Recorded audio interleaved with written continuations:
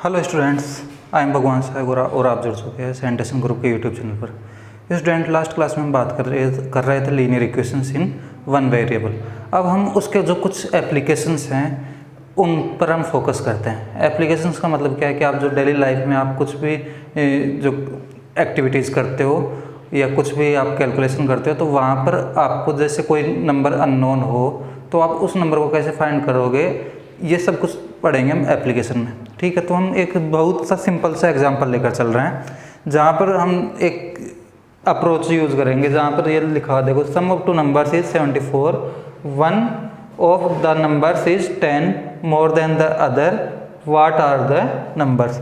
अब यहाँ पर हमें मालूम है कि कुछ कंडीशंस गिवन और कुछ कंडीशन हमें फाइंड करनी है। ठीक है, तो हमें यहाँ पर क्या क्या गिवन है कि यहाँ पर हमें कुछ कंडीशंस गिवन है, उनके अकॉर्डिंग हमें जो नंबर्स है, टू नंबर्स है, वो फाइंड करने हैं। तो इसके लिए पहले हम क्या करते हैं कि किसी एक नंबर के लिए हम ये अज्यूम करते हैं कि उसको एक अल्फ़ाबेट से रिप्लेस करते हैं। ठीक है, जैसे मान लो यहाँ पर टू नंबर्स हैं।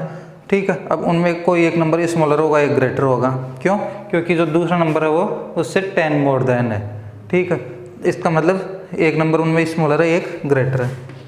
एक नंबर कैसा है? स्मॉलर और एक ग्रेटर है। क्योंकि जो ग्रेटर देन है 10, वो वाला नंबर ग्रेटर होगा और दूसरा नंबर कैसा होगा? स्मॉलर। अब आप यहाँ पर किसी भी एक नंबर को अज्यूम कर सकते हो कि वो किसी एक वेरिएबल के इक्वल है। जैसे मान लो, या तो आप बोल सकते हो कि जैसे ये स्मॉलर नंबर है वो x है। ठीक है, या आप ग्रेटर नंबर को किसी दूसरे वेरिएबल y से डिनोट कर सकते हो। क्लियर? कि ये x है, एक ये क्या है? y है। अब यहाँ से हमें क्या देखना है कि अगर मैं इसके अकॉर्डिंग अज्यूम कर रहा हूँ, इसके अकॉर्डिंग अगर अज्यूम कर रहा हूँ तो जो ग्रेटर वाला नंबर है वो इससे क्या है? मोर देन 10 है। ठीक है, तो यहाँ पर जो ग्रेटर वाला नंबर होगा वो इस वाले नंबर में, जैसे मान लो 5 होता तो मैं 5 में फिर वो अगर उससे 10 ग्रेटर है, इसका मतलब वो कितना होता? 15 होता। मैं 5 में 10 ऐड करता। यानी कि यहाँ तक आने के लिए मुझे क्या करना होगा? x में 10 ऐड करना होगा। ठीक है, और या फिर मैं क्या कर सकता हूँ कि जैसे मान लो ये 15 है। ठीक है, और इसको अब मुझे पता करना है कि ये 15 है और ये इस वाले नंबर से 10 एक्स्ट्रा भी है। इसका मतलब ये नंबर क्या होगा? 5 होगा। 5 यानी कि वो 15 माइनस 10, यानी कि इस वाले नंबर के लिए अगर मैं बात करूँ तो ये फिर क्या होगा? y minus 5। यहाँ तक क्लियर हुआ? यानी कि मैं अगर फर्स्ट वाला केस लेता हूँ, x मानता हूँ, तो ये x प्लस 10 के इक्वल होगा। यानी कि कुछ इस तरीके से x प्लस 10। और अगर मैं इसको अज्यूम करता हूँ y, तो ये क्या होगा? y minus 10। ये चीज़ें आपके माइंड में हमेशा होनी चाहिए कि आपके पास अगर टू डिफरेंट नंबर है अज्यूम करने के लिए तो आप उनमें से एक नंबर को अज्यूम करो और दूसरे नंबर के लिए उनमें से रिलेशन फाइंड कर लो। ठीक है, अगर मैंने ये अज्यूम किया तो मैं इसमें रिलेशन फाइंड कर रहा हूँ, अगर ये अज्यूम किया तो मैं इसमें रिलेशन फाइंड कर रहा हूँ। क्लियर? अब आप इनमें से किसी को भी यूज़ करते हुए आप कैलकुलेट कर सकते हो। अब देखो होगा क्या, किस तरीके से हमें कैलकुलेट करना है। सम ऑफ टू नंबर्स।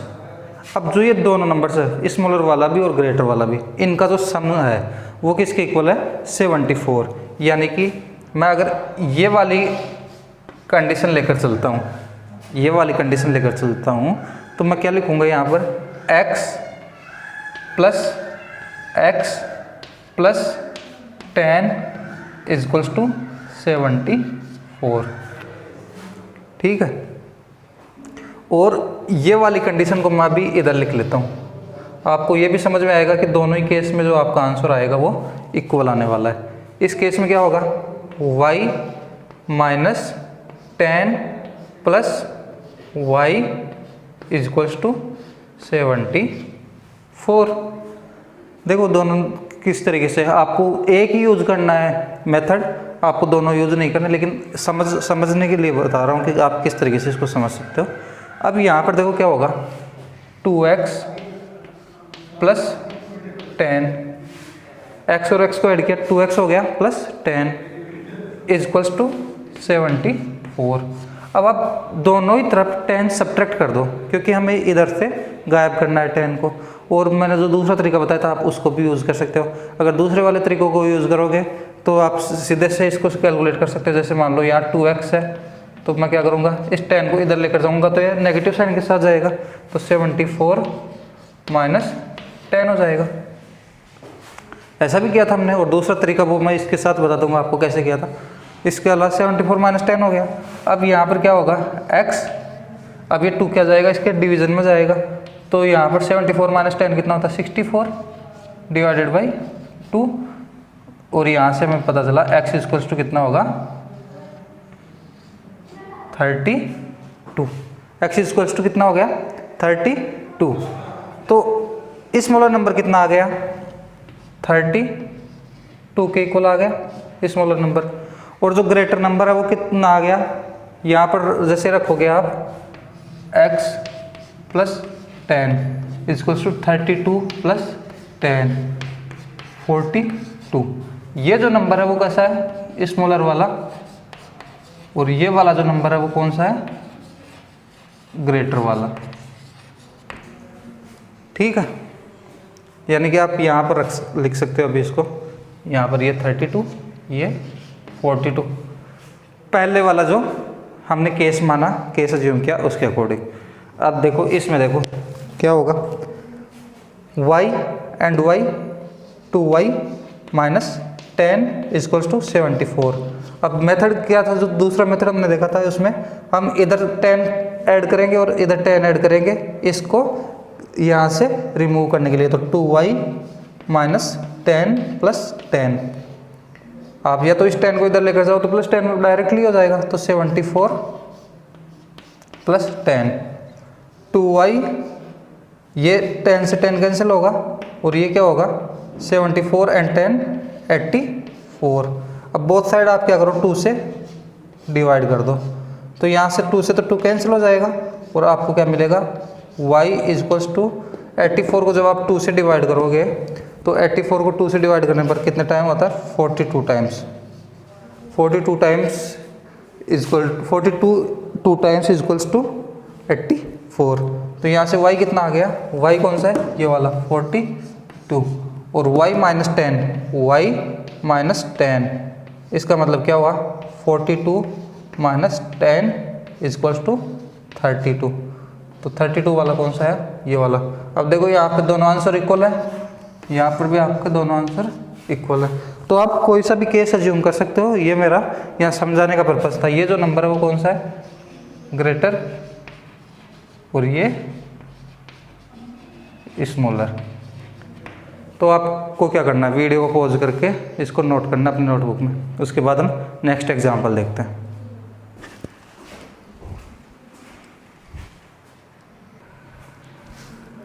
अब यहाँ पर देखो जो नेक्स्ट क्वेश्चन जो बोर्ड पर डिस्प्ले हो रखा है, क्या लिखा है उसमें, what should be added to twice the rational number -7/3 to get 3/7। तो यहाँ पर आपको समझना चाहिए कि क्वेश्चन क्या है पहले। तो यहाँ पर देखो ट्वाइस द रेशनल नंबर -7/3, इसका मतलब क्या हुआ कि हमें जो -7/3 है उसको 2 टाइम्स लिखना है, -7/3 2 टाइम्स। जो ये है यहाँ पर जो ट्वाइस लिखा हुआ है इसका मतलब ये हुआ। तो इसको जब आप सोल्व करोगे तो कितना मिलेगा आपको -14/3। अब क्या करना है, इसमें हमें कोई नंबर ऐड करना है, व्हाट शुड बी एडेड। अब हमें यहाँ इसमें कुछ ऐड करना है और क्या ऐड करना है वो हमें मालूम नहीं, तो हम उसी को अज्यूम कर लेते हैं। हम उसको अज्यूम क्या कर रहे हैं x, कि हमने उसमें x ऐड किया, किस लिए टू गेट 3/7, कि हमें इसमें कुछ ऐड करने पर क्या मिल जाए 3/7। तो क्वेश्चन समझ में आया होगा कि क्वेश्चन क्या कहना चाह रहा है। क्वेश्चन को हमने ये आपका वर्ड टाइप है और ये आपका मैथमेटिकल टाइप है। तो आपने मैथमेटिकल फॉर्मेशन में इतने बड़े क्वेश्चन को मैथमेटिकल फॉर्मेशन में आपने कन्वर्ट कर लिया। ठीक है, अब आप इसको सोल्व इजीली कर सकते हो जैसे अभी तक करते आए हो। क्या करना है आपको, ये जो नेगेटिव नंबर है इसको आपको इधर लेकर जाना है और ये उधर जाने पर क्या होगा, पॉजिटिव हो जाएगा। क्योंकि अगर कोई एडिशन में कोई नंबर लिखा हुआ है तो वो सब्ट्रैक्ट हो जाता है और सब्ट्रैक्शन में कोई नंबर लिखा हुआ तो वो ऐड हो जाता है। इसका मतलब 3/7 प्लस 14/3। अब इसको तो आप बहुत इजीली सोल्व कर सकते हो क्योंकि आप करते आए हो अभी तक ऐसा। यहाँ पर क्या होगा, एलसीएम होगा इसका 21। 7 3 टाइम 21 यानी कि 3 आ रहा है, तो 3 को 3 से आप मल्टीप्लाई करोगे 9 प्लस 3 7 टाइम 21 यानी कि 7 आ रहा है, और 7 को आप जब 14 से मल्टीप्लाई करोगे तो कितना आएगा, 14 और 7 होता है 98। 14 इंटू 7 98। अब यहाँ पर आप इनको ऐड कर लो, क्या मिलेगा आपको 107/21। ये आ गई आपकी x की वैल्यू। अब आप चाहो तो इसको और सिंपलीफाई कर सकते हो और ज़्यादा आप इसको मिक्स्ड फॉर्म में कन्वर्ट कर सकते हो। मिक्स्ड फॉर्म में जब आप इसको कन्वर्ट करोगे तो 21 5 टाइम्स 105, रिमाइंडर रहेगा आपका 2 एंड डिविजर 21। तो आप इसको इक्वल इसके भी लिख सकते हो 5 एंड 2/21। ठीक है, तो आपको समझ में आया होगा। ये क्वेश्चन बहुत आसान सा क्वेश्चन हो गया। आपको क्या करना है, वीडियो को पॉज करके इसको नोट करना है। अगर आपके समझ में नहीं आ रहा हो तो आप किसी भी मीडियम से इंटरेक्शन करके हमें बताइए कि आपको यहाँ दिक्कत है। ठीक है, तो उसको सोल्व करने की कोशिश की जाएगी। अभी आप वीडियो को पॉज करके इसको नोट करो, फिर नेक्स्ट क्वेश्चन हम देखते हैं।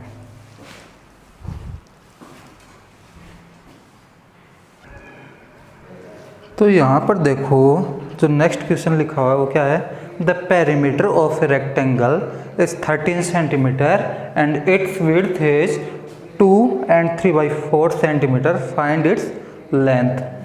तो यहाँ पर हमें समझना होगा कि जो पेरीमीटर होती है रेक्टेंगल की वो क्या होती है, आपने ऑलरेडी पढ़ी होगी, 2 लेंथ प्लस विड्थ, ये क्या होती है आपकी पेरीमीटर। अब आपको कुछ नहीं करना, आपको सिर्फ वैल्यूज़ पुट करनी है। वैल्यूज़ देखो, यहाँ पर जो आपकी पेरीमीटर है वो 13 सेंटीमीटर गिवन है। उसके बाद यहाँ पर 2, इसके बाद इसकी लेंथ हमें फाइंड करनी है। तो जो हमें फाइंड करना, जो हम अननोन है उसको हम किसी एक अल्फ़ाबेट से रिप्लेस कर देते हैं, एक्स अज्यूम कर लेते हैं उसको। ठीक है, वैसे तो आप लेंथ भी लिख सकते हो, लेंथ भी लिखा हुआ रहने दे सकते हो, लेकिन इससे क्या हमें बार बार लेंथ नहीं लिखना होगा, हमें केवल क्या लिखना होगा, एक्स लिखना होगा। हमने एक्स से इसको रिप्लेस कर दिया, प्लस 2 and 3/4। क्लियर। अब इसके बाद देखो होगा क्या कि ये 2 इसके किस में है, मल्टीप्लिकेशन में। 2 यहाँ पर किस में है, मल्टीप्लिकेशन में। अगर ये दूसरी साइड में जाएगा तो ये डिवीज़न में चला जाएगा। तो हम क्या बोल सकते हैं कि यहाँ पर 13 ये किससे डिवाइड हो जाएगा, 2 से, इक्वल्स टू x प्लस। अब हमें यहाँ पर देखो एक मिक्स्ड फ्रैक्शन दिया हुआ है, इसको हम इम्प्रॉपर फ्रैक्शन में कन्वर्ट कर लें। तो इम्प्रॉपर फ्रैक्शन में कन्वर्ट करेंगे तो 4 × 2 8 and 3 11। तो यहाँ पर क्या हो गया, 11/4। अब हमें मालूम है कि अगर इधर कोई नंबर ऐड हो रखा है वेरिएबल की तरफ तो उसको दूसरी तरफ लेकर जाएंगे तो वो सब्ट्रैक्ट हो जाएगा। तो यहाँ पर हम क्या कर सकते हैं, x इक्वल्स टू 13/2 माइनस 11/4। ये ऐसा कैसे लिख दिया मैंने, क्योंकि आप इस नंबर को इधर लिख सकते हो और इसको पूरे को इधर लिख सकते हो, क्योंकि ये इक्वल में है। जैसे मान लो यहाँ पर x = 1 लिखा हुआ हो तो इसका मतलब आप ऐसे भी लिख सकते हो 1 = एक्स, इसमें कोई दिक्कत नहीं होनी चाहिए, ठीक है। तो ऐसा इसलिए लिखते हैं कि वेरिएबल को हमेशा मैक्सिमम लेफ्ट हैंड साइड में इसलिए लिखते हैं क्योंकि राइट हैंड साइड में हमें कैलकुलेट करके वैल्यू फाइंड करनी होती है, ठीक है। तो आप चाहो तो इसको ऐसे भी लिखे रहने दे सकते थे, लेकिन हमने थोड़ा सा ये एक मतलब ये मान लो कि एक जो शो करने का तरीका है वो कुछ ऐसा है, ठीक है। तो आप इसको इस तरीके से शो कर सकते हो, ठीक है। इसके बाद देखो, अब इसको हम इजीली कैलकुलेट कर सकते हैं। यहाँ पर एलसीएम कितना हो जाएगा, 4 divided by 2 equals to 2 into 13 26 minus 11, और यहाँ से आपको मिल गया 15/4। और अब आप इसको मिक्स्ड फ्रैक्शन में फिर से कन्वर्ट कर सकते हो। 3 टाइम्स डिवाइडेड होगा, 3 यहाँ पर रिमाइंडर होगा और 4 ये डिविजन होगा। तो यहाँ पर आपकी जो लेंथ हो गई वो कितनी हो गई, 3/4। इसको आप लिख सकते हो length of rectangle is 3/4 centimetre. आपको इस टाइप की क्वेश्चन करते टाइम जो साथ में जो यूनिट गिवन होती है उसको भी फोकस में रखना होता है, और जो आंसर दे रहे हो वहाँ पर भी वो यूनिट आपको लिखनी होती है, ठीक है। अगर कई बार आपको देखने को मिलेगा कि यहाँ मीटर में वो यहाँ सेंटीमीटर में भी गिवन हो सकती है वैल्यूज़, तो आपको फिर उनको कन्वर्ट करना होता है, सेम स्केल पर आपको कन्वर्ट करना होता है। अगर आप एक को सेंटीमीटर में रख रहे हो तो आपको दूसरे को भी सेंटीमीटर में कन्वर्ट करना पड़ेगा, अगर एक को मीटर में रख रहे हो तो दूसरे को भी मीटर में कन्वर्ट करना पड़ेगा। ये आप छोटी क्लासेज में सीख भी चुके होंगे 6th और 7th में, तो उसमें कोई दिक्कत नहीं होनी चाहिए। अभी आपको ये क्वेश्चन ईजिली समझ में आ गया होगा। आप क्या करो, वीडियो को पॉज करो और इसको नोट करो, फिर देखते हैं next question.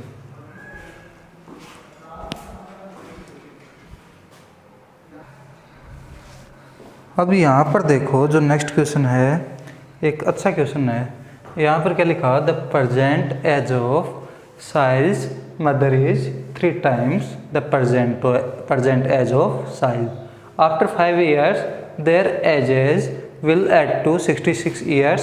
Find their present age, ठीक है। तो यहाँ पर देखो, यहाँ पर साहिल और यहाँ पर साहिल्स मदर, दोनों की एज की बात करते हैं। दोनों की एज पूछिए। अभी हम क्या मानते हैं, जो प्रेजेंट में जो साहिल की एज है वो कितनी है, x। जो प्रेजेंट में एज है साहिल की वो कितनी है, x। यहाँ पर लिख सकते हो आप प्रेजेंट,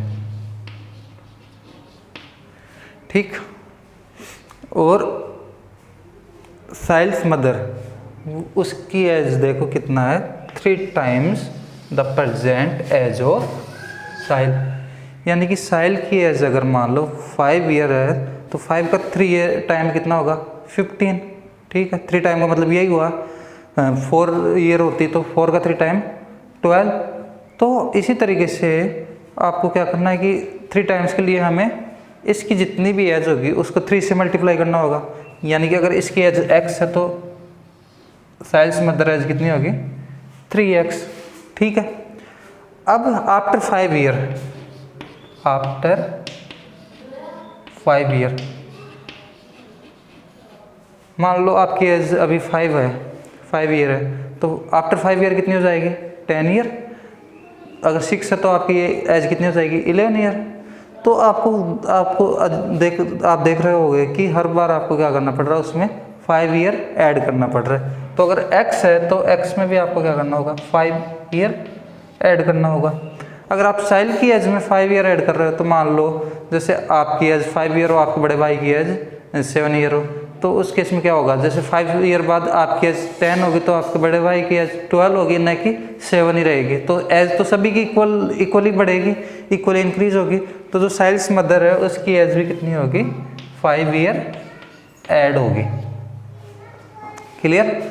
अब इसके बाद देखो इसने क्या बोला है कि their ages will add to 66 year, यानी कि आफ्टर 5 ईयर्स इनकी एज को अगर हम ऐड कर दें तो उस केस में क्या होगा, जो टोटल एज आएगी वो कितनी होगी, 66 ईयर। यानी कि मैं इसको और इसको ऐड कर दूं। ऐड करने का मतलब x + 5 + 3x + 5, और अगर इसको ऐड करता हूं तो मुझे कितना मिलना चाहिए, 66। ये क्वेश्चन बोल रहा है, ठीक है। तो जो क्वेश्चन में लिखा हुआ था जितना कुछ, उसको हमने इस तरीके से मैथमेटिकल फॉर्म में रिप्रेजेंट कर दिया। अब देखो यहाँ पर x है, यहाँ पर 3x है। x एंड 3x कितना होगा, टोटल 4x। कितना होगा, 4x प्लस 5 एंड 5 10, तो ये कितना हो जाएगा, +10 = 66। अब हमें अभी तक जैसा सॉल्व करते हैं वैसा ही करना है। 66 और 10 को उधर लेकर जाओगे तो क्या हो जाएगा, -10। तो 4x = 66 - 10, और ऐसा करने पर हमें क्या मिलेगा, 56। 66 - 10 कितना होता है, 56। क्लियर। इसके बाद हमें क्या करना है, 4 से डिवाइड भी करना है। तो जब हम 4 से डिवाइड करेंगे तो देखो क्या होगा, x = 56/4। ऐसा करने पर हमें क्या मिल गया, x = 14। 14 4 टाइम्स कितना होता है, 56। तो जो साइल की एज आ गई वो कितनी आ गई, 14, क्योंकि जो x है वो साइल की एज है, प्रेजेंट एज है, तो 14 आ गई। अब हमें क्या करना है, साइल्स मदर एज कितनी है, 3x। कितनी है, 3x। तो 3x है, इसका मतलब क्या हुआ, 3 × 14 कितना होगा, 14 × 3 टाइम्स कितना होता है, 42। तो जो साइल्स मदर एज है वो कितनी आ गई, 42। क्लियर हुआ। अगर किसी भी प्रकार के डाउट हो इसमें तो आप किसी भी मीडियम के थ्रू इंटरेक्ट करके बता सकते हैं, ठीक है। आपके जो भी प्रॉब्लम्स होंगी वो सॉल्व की जाएंगी। तो अभी आप वीडियो को पॉज करो और इसको नोट कर लो।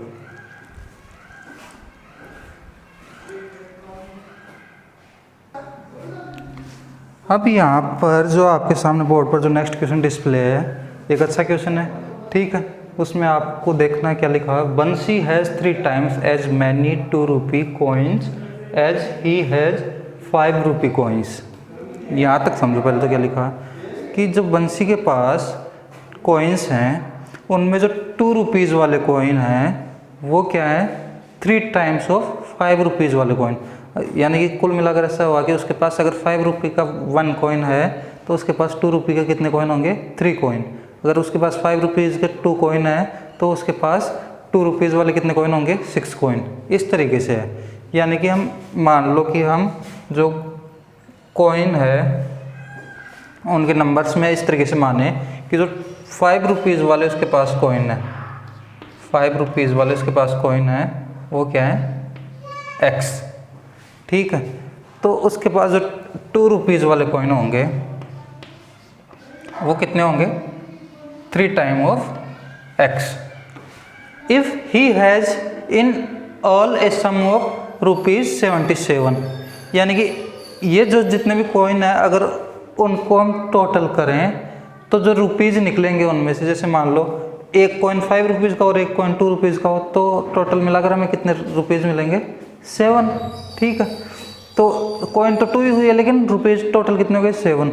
तो हमें ये बताना है कि कितने कॉइन हम लें कि 77 हो जाए, जो टोटल उनका जो सम होगा वो 77 हो जाए, और उनमें कितने कॉइन 5 रुपीज़ के और कितने कॉइन 2 रुपीज़ वाले हो, ठीक है।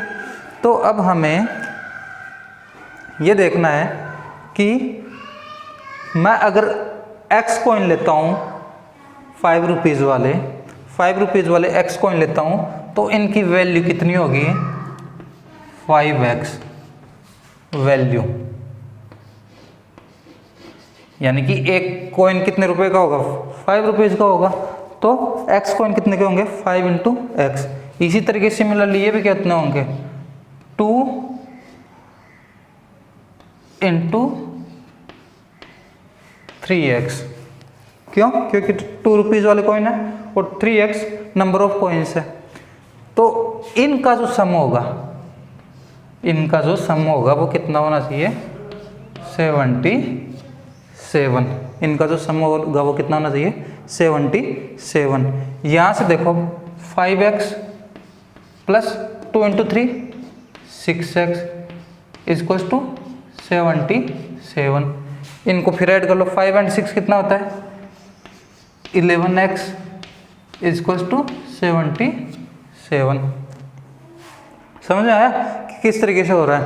पहले हमने कॉइन्स के नंबर्स को x और 3x में अज्यूम किया और उसके बाद इनकी वैल्यू देखी कितनी होगी, और फिर उसके बाद हम क्या कर रहे हैं? इसको सोल्व करने की कोशिश कर रहे हैं।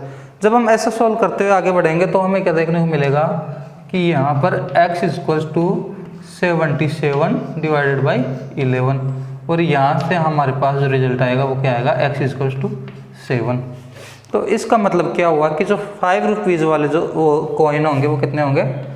7, और जो 3 रुपीज़ वाले जो कॉइन होंगे वो कितने होंगे? 3 × 7 कितना होता है? 21। अब आप क्रॉस चेक भी कर सकते हो कि जो हमारा आंसर आया वो करेक्ट आया या नहीं आया। तो उसके लिए क्या कर सकते हो आप? पहले देखो 5 रुपीज़ वाले कितने कॉइन है? 7 कॉइन। तो 5 × 7 कितना होता है? 35। ठीक है। 2 रुपीज़ वाले कितने कॉइन है? 21। तो 2 × 21 इक्वल्स टू 42। दोनों को ऐड कर लो, 5 × 2 7, 3 × 4 7। तो 77 रुपीज़ आपका आंसर आ गया। अब आपको क्या करना है? जैसा हमेशा करते आए हो, वीडियो को पॉज करना है, नोट करना है, उसके बाद नेक्स्ट क्वेश्चन डिस्प्ले होगा। ठीक है।